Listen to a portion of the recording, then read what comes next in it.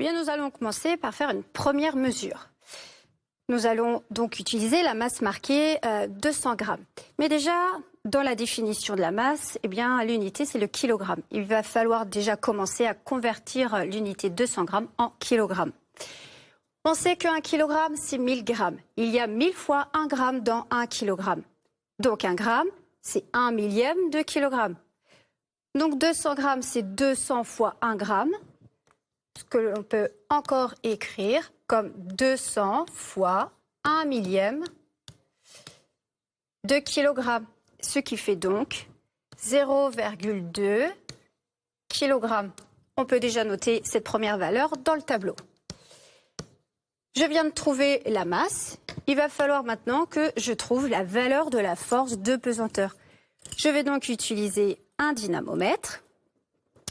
Et il me suffit alors de lire l'indication du curseur. Nous voyons ici 2 newtons. Très bien, 2 newtons. Eh bien, nous allons faire la même chose pour 2 autres masses.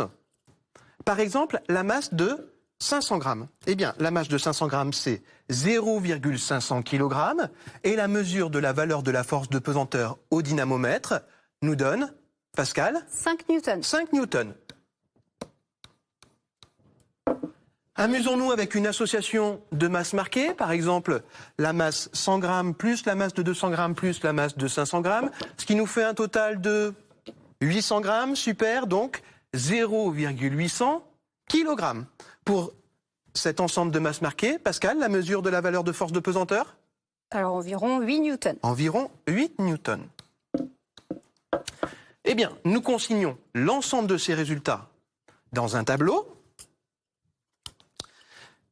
Et nous pouvons même avoir une quatrième mesure assez facilement. Si l'on ne prend pas d'objet, on a une masse de 0 kg et on aura une valeur de la force de pesanteur qui est de 0 newton.